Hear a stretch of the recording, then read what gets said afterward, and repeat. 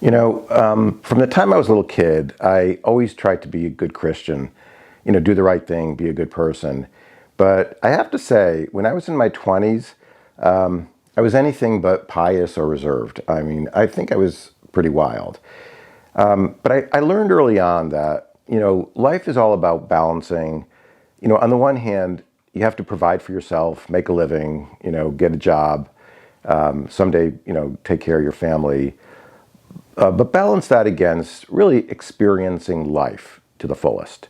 Don't get me wrong. I am a firm believer that, you got to reach for the stars when it comes to making your mark on the world, having a career. You got to work hard, be disciplined, but you also got to have some fun. And, when you're in your 20s, you kind of have freedoms that you're just not going to have, after the age of 30. So you really got to take advantage of that time.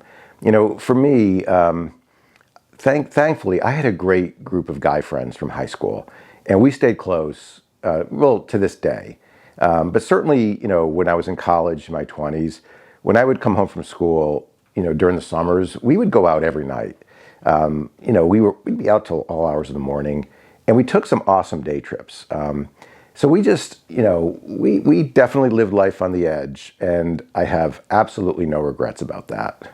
Some of the best times we had, with my buddies was, it was during the summers when we would just take off, for the weekend or for the day. Just one example, I remember one time it was like early in the morning, and my friend John called me and said, "Hey, why don't we head to Atlantic City?" So I grew up in sort of southern Connecticut, maybe about an hour from New York City. So I think Atlantic City would have been maybe about a couple-hour trip. And I was like, "Yeah, let's go." I was always up for anything. So, but I did have to work that night. So I was like, all right, maybe I could just call in sick. So my friend John, my friend Kenny, my friend Bill, we all, get in the car, head to Atlantic City. And I remember saying to them, guys, you know what? The only thing is I don't want to spend all day gambling. It's just not my thing. That's cool. I mean, that's what you do in Atlantic City, but I also want to go swimming. And they were like, well, we don't have bathing suits. And I'm like, all right, well, let's agree. We're going to buy bathing suits and we're going to swim at least for like an hour. They were like, all right.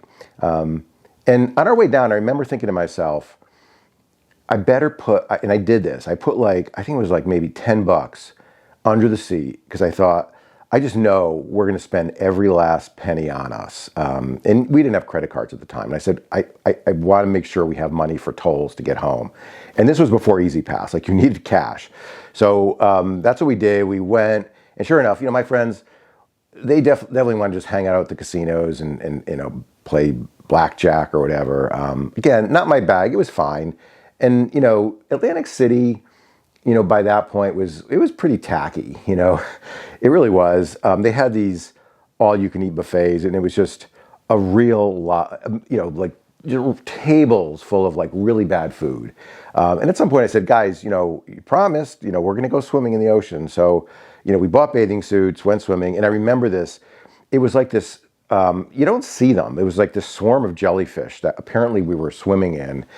And at some point, we started to feel like our skin burning. And I remember running out of the water, running to the shower, and just soaking, feeling the pain.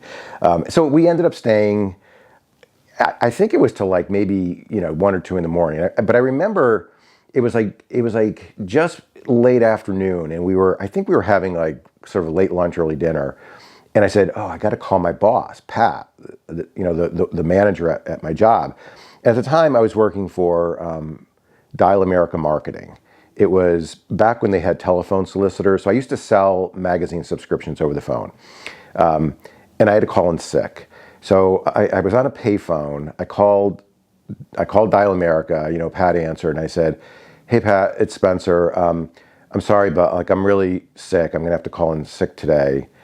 And she's like, oh, okay. She said, what's that noise? I hear music, and I hear plates clanking and glasses clanking. And then I was like, oh, really?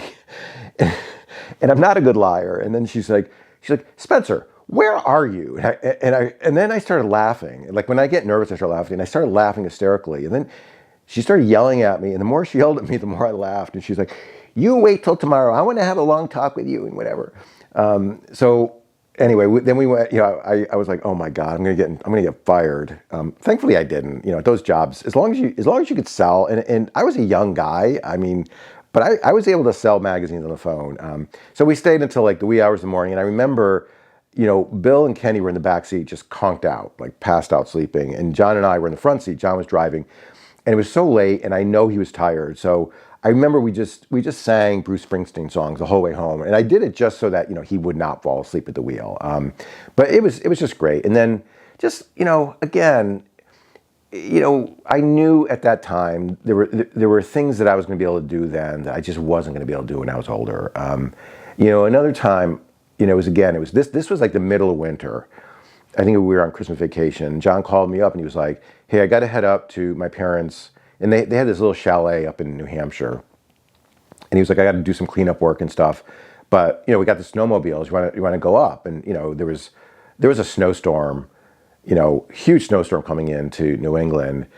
And it was, I think it was nighttime when he called me. And I said to my mom, I'm like, "Mom, I'm going to New Hampshire with John." And it was like, the snowstorm had started and it was like covering basically New England. She was like, "Oh my God," I'm like, "No, you're going to get killed, whatever." And I was like, "Don't worry about it." So we took off, had a great weekend. But I had to get home, at the end of the weekend, and I had to go back to work and I had other stuff going on. And I was like, "John, I got to get back." And he was like, "Yeah, I know, but I got to stay. I can't, I've got a whole bunch of stuff I have to do here."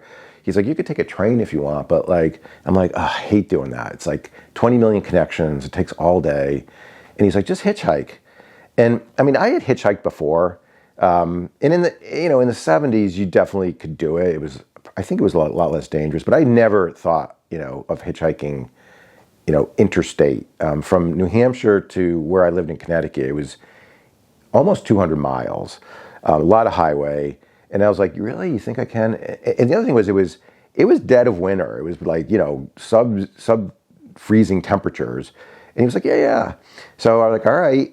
And I remember I didn't have a ski jacket. I used to wear this. It was this long black coat I bought at a thrift shop. I bought it for like $2. So I remember just being on highways, with this coat. My friends used to call it my mohair. And it wasn't, I don't even know what a mohair is. They call it mohair just because it was hairy. It was basically a wool coat. There was a song, I think from the 70s. It was something like, "Oh, and he's so cute in his mohair suit." So they just fastened onto that word, and it was my mohair. But I must have looked ridiculous, on the highway with this long, it looked like an old man gangster, like black trench coat, hitchhiking. But I made it back. But again, like when I think about it now, if my kids ever said they were going to hitchhike from New Hampshire to Connecticut or hitchhike at all, I would flip out. But, again, back then it wasn't quite as bad. And, I was young. I didn't care. My risk tolerance was a lot higher, and thankfully so.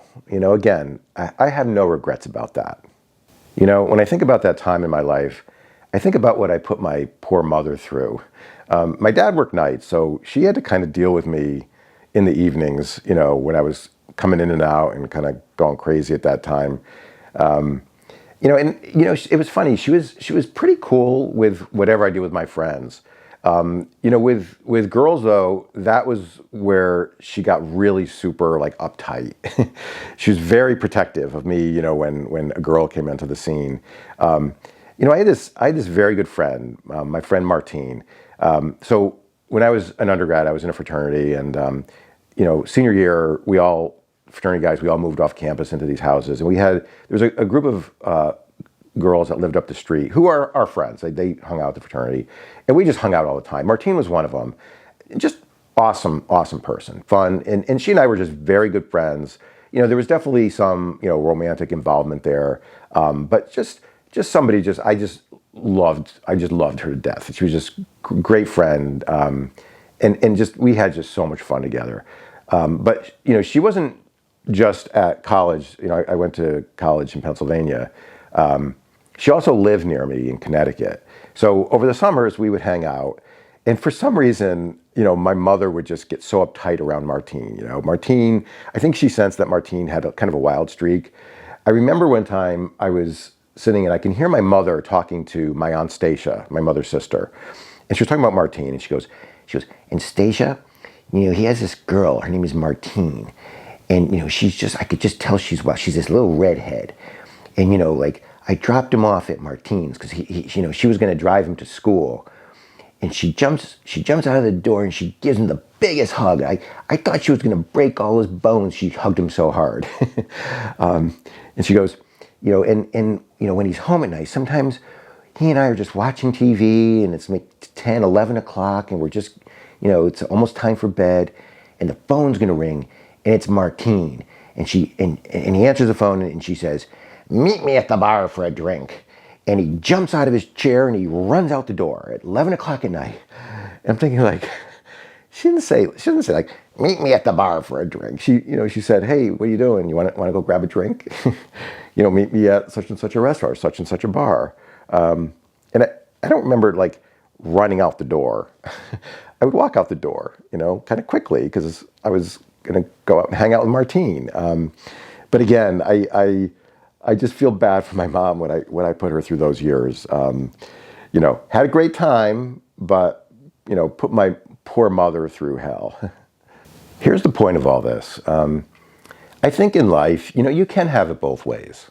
I think you need to have it both ways. I think, it's really necessary to aim high. Aspire to be the best you can. Like have an impact on this world. A lot of times that has to do with finding, a life's profession, a life's calling, working hard at it, and, becoming the best version of yourself. And certainly, have God by your side throughout that process. But at the same time, we're only on this earth once, and for a very short time. And so, part of the growth process involves experiencing a lot of things and not being super conservative or scared, or just limited in the things you pursue. I think you got to take it all in, sort of push the boundaries, especially when you're young. I never want to be one of those people who thinks that they can talk for God, tell you what God's thinking. But I do think, I don't think God wants us to be timid.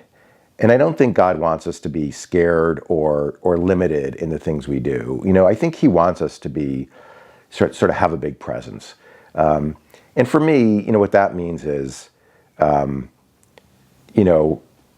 sometimes kind of going over the edge a little bit. It's how you learn, it's how you grow.